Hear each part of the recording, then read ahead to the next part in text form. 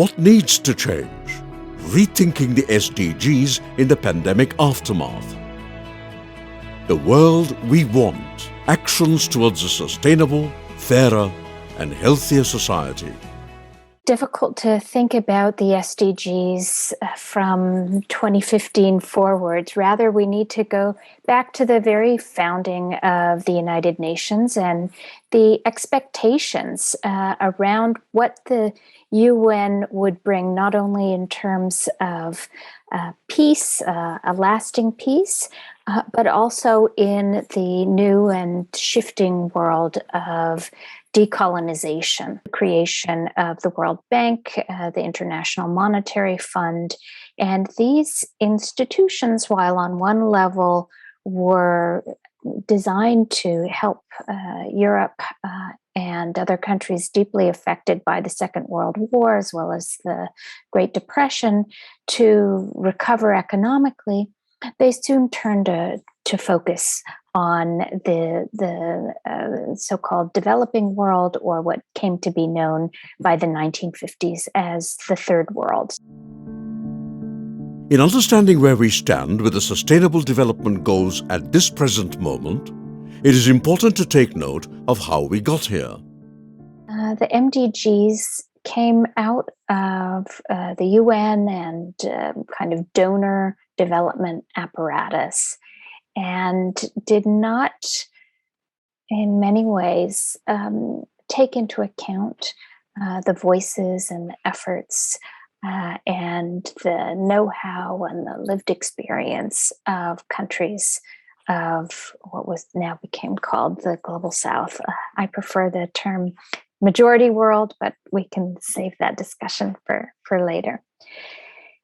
So the MDGs ended up becoming not only depoliticized, but highly technocratic and focused on metrics. And, a number of scholars have looked at the extent to which the measures of poverty went through gymnastics just to justify success of the MDGs. So, what counted as poverty kept shifting, and, with the baseline moved from 2000 back to 1990 and so on. While there was economic growth in some settings that had been jump-started, this did not lead to any kind of decrease in inequality or kind of improvement in what you might consider some key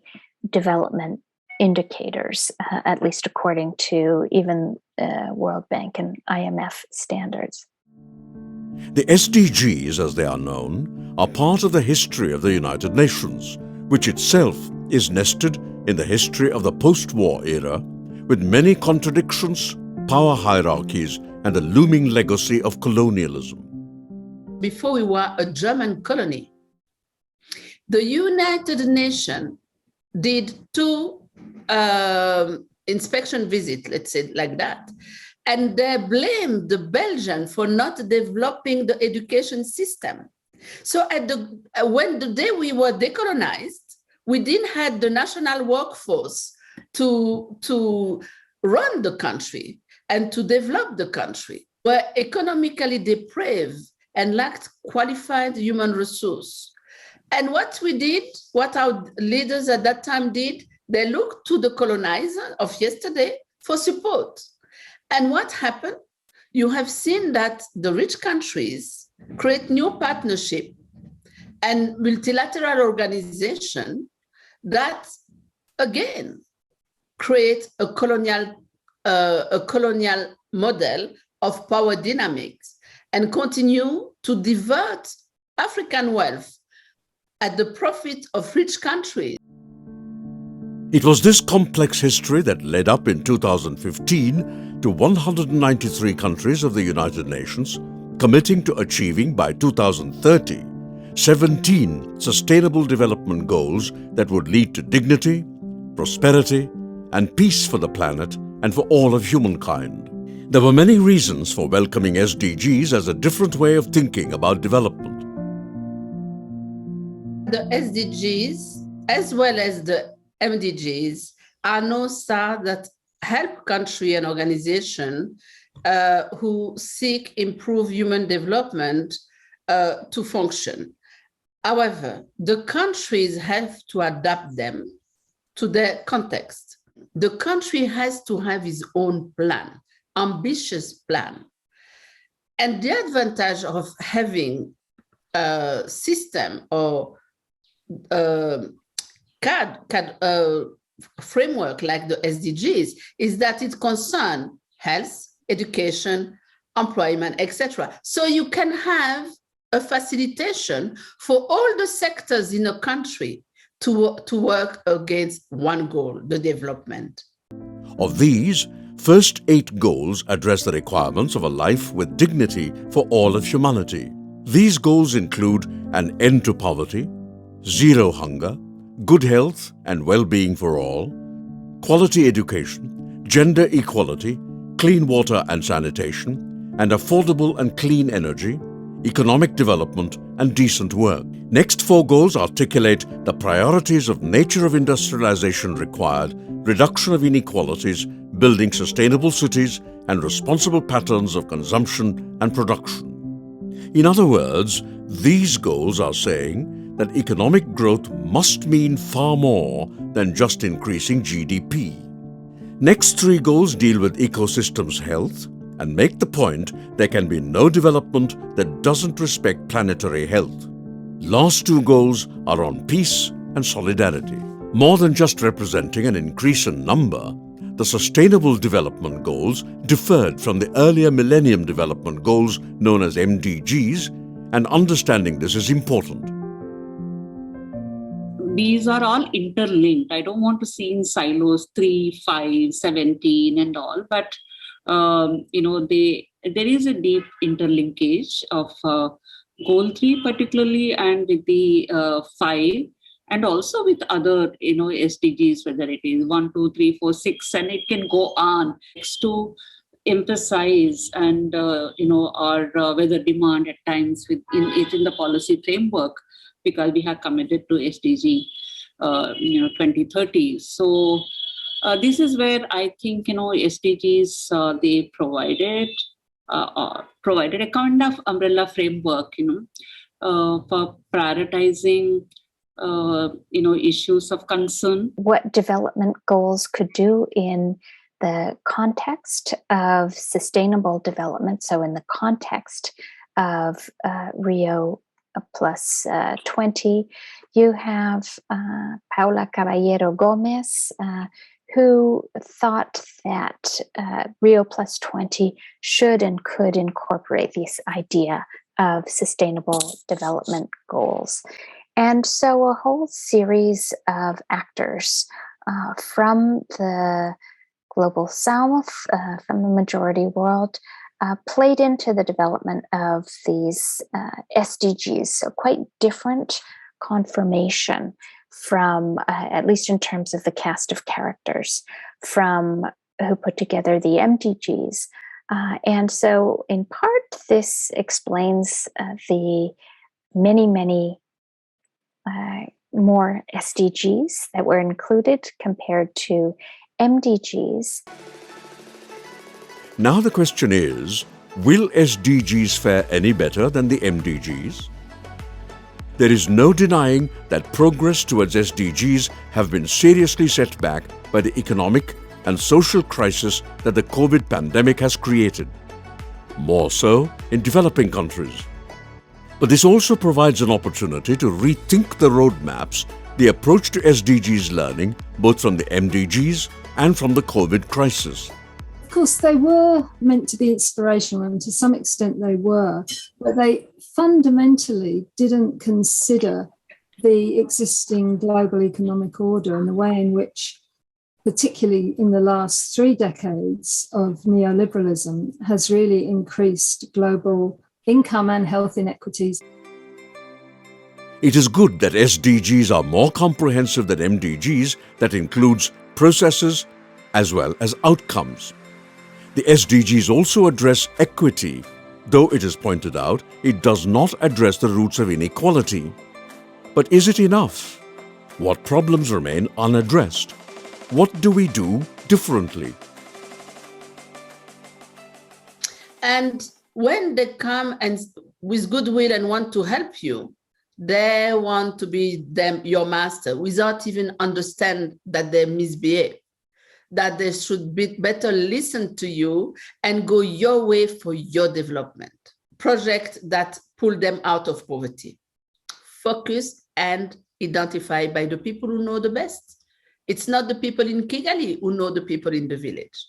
It's the people in the village who know really the people in need in the village. Don't just measure people just scraping out of poverty, but they actually get out of poverty to a level that means they have a meaningful life, a life which is decent.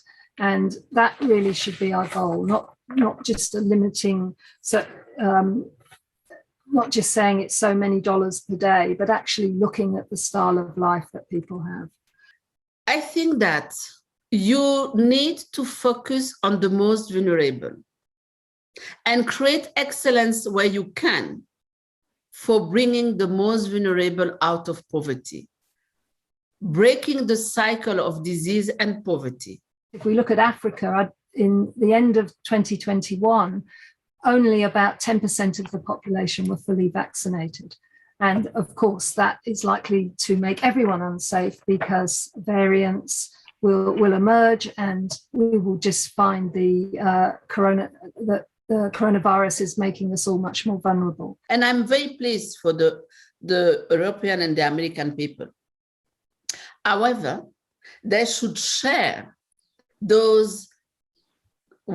this wealth they have with African countries who want now to develop their capacity to produce vaccine. Why? Only because there is not enough vaccine on the market. It's even not to compete, They just say that they need to keep us where we are so that we can always be the consumer of the good they produce, so that they continue to be rich and we continue to be consumer of the product they do. Self-sufficient Africa is not welcome. Habla de pobreza. Entonces hay un principio filosófico del buen vivir en donde no debería de haber una preeminencia económica entre las personas, entre los pueblos. O sea, está en contra de la pobreza. No está en contra de la riqueza, porque puede haber riqueza de diferente tipo, pero sí está en contra de la pobreza. Entonces, even now during COVID, during the lockdown, those who suffer the most are the poor, who need to do something today, find a work to eat tomorrow. So the head of the village was made accountable that all the poor in their village receive a support for nutrition for their family. The lockdown started in March. We call it ayuda or help. The help came only in May. So how would you make the people survive from March to May if you have no other support? So there were philanthropists, there were organized people in organized communities with NGOs, etc., who raised funds, but they were being harassed. Some of these issues with the SDG framework really came to the fore with COVID. But many other issues have been there from before. Even within this framework, when we say gender equality, we need to bring in even different sexual expressions and sexual orientations, which is not coming in this. But still, one can apply because it is gender equality. We can try and use it in our own work when we are looking at the vulnerable groups. Health, we know the most fundamental thing for us is the health of the planet. And if we don't ensure that, then none of us are going to have a healthy future.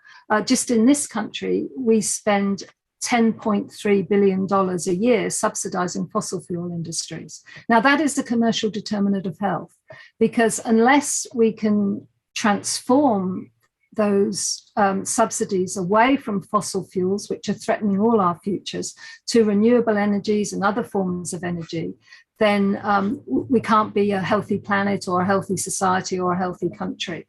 Another commercial determinant of health is the food industry.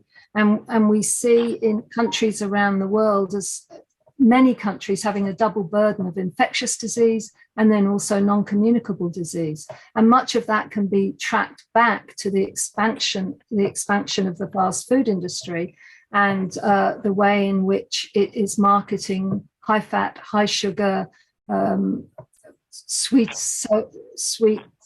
beverages, and that is vastly increasing people's susceptibility to non-communicable diseases like diabetes and heart disease and so on. So I think in the future, we really do need to focus much more on, certainly on social determinants, but also on commercial determinants of health. The food program has historically sidestepped local production or how land grabs and the expansion of big food, the five major corporations involved in food production, have actually displaced sustainable agricultural development. 10, 15 years ago, WHO and the World Bank and the Rockefeller Foundation devised these ideas around universal health coverage, which sounds, again, unobjectionable. It actually opened the door to further privatization of healthcare, as well as circumscribing what would count as universal. And this is where we see that previously we already have a very poor public health system. It has been worsened by the COVID pandemic. So what we see here is that the gaps in the health services are due to a very weakened public health system. We have very low budget for our public health, and it is even worsened by the continuous budget cuts that the government is imposing, because we are subject to neoliberal policies, and therefore what they are pushing for is privatization of the health system. So you can link SDGs to all the social determinants of health. Now, they are so, the clarity is so fragile that you can do whatever you want with the SDGs, the best and the nothing. I chose to do the best. So that means the basic is you cannot go for economic development without human development.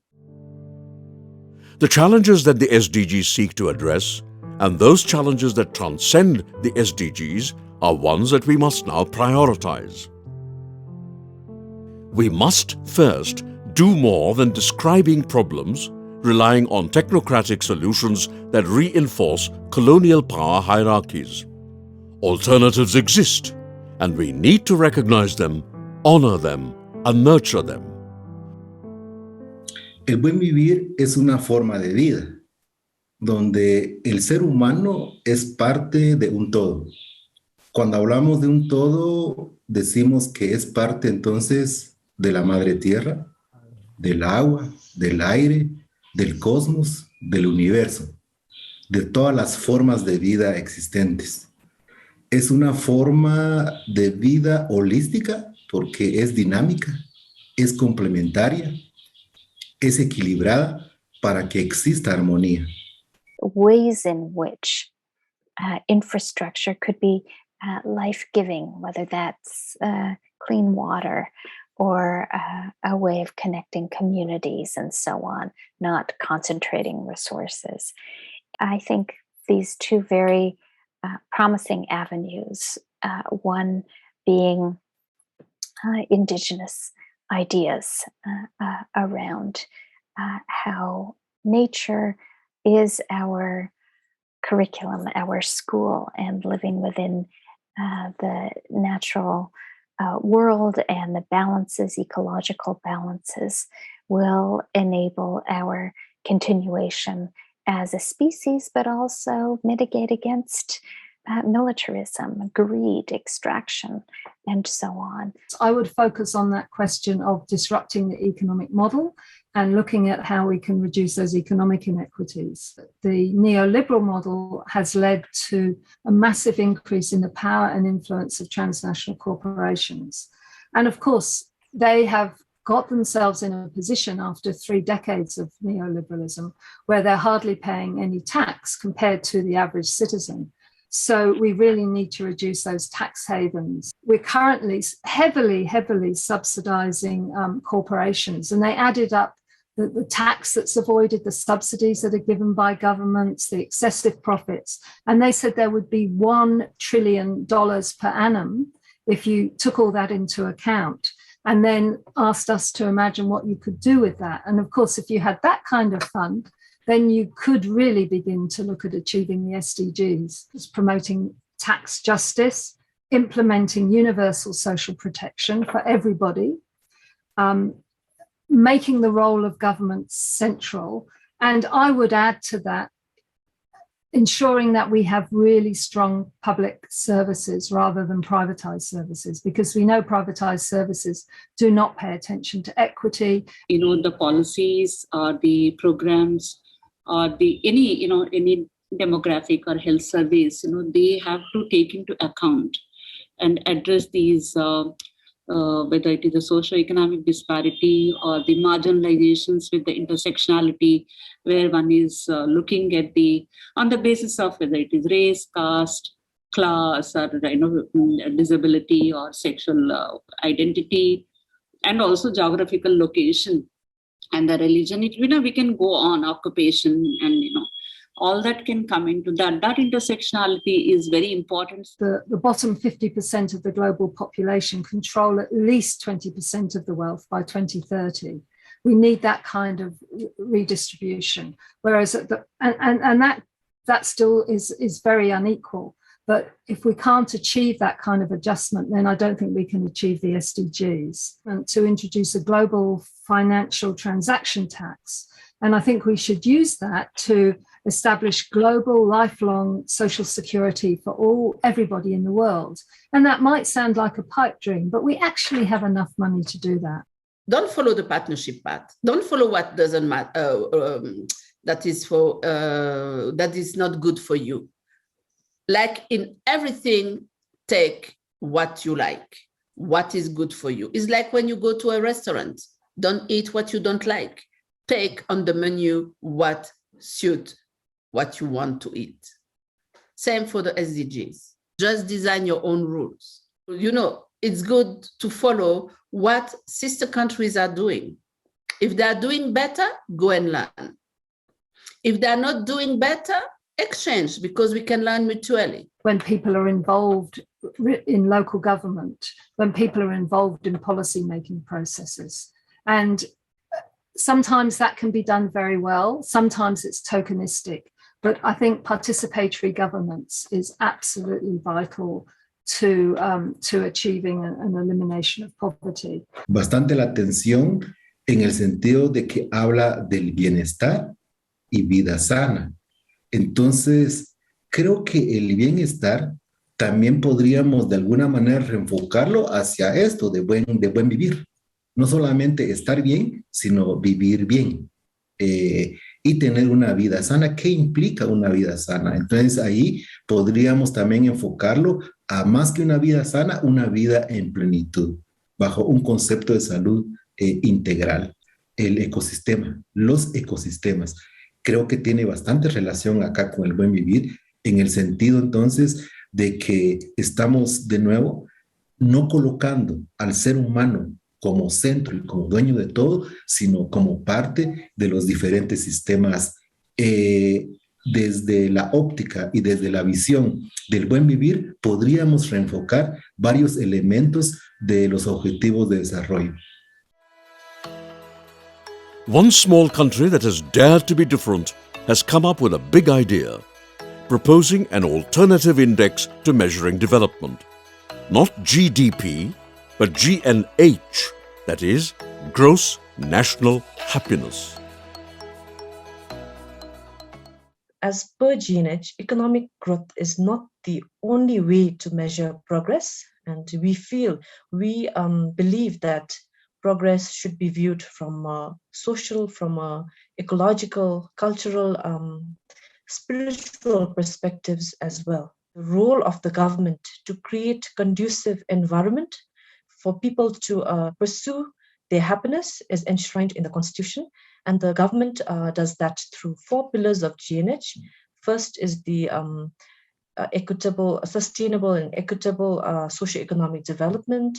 Second, conservation of environment. And we have other domains like psychological well-being, education, time use, community vitality, living standards, and good governance, ecological diversity. So this, in a nutshell, is gross national happiness. As Paulo Freire wrote in 1978, authentic help, and this can never be said enough, is that in which all who are involved help each other, growing together in the common effort of understanding the reality they seek to transform. This is a statement, it's a choice. It's a political choice. It's a development choice.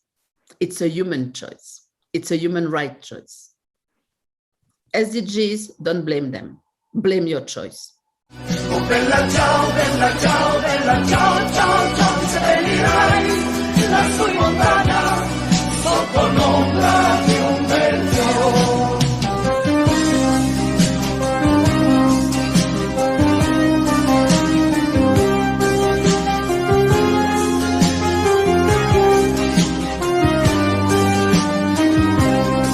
Mi seppellirai lassù in montagna. Oh, bella ciao, bella ciao, bella ciao.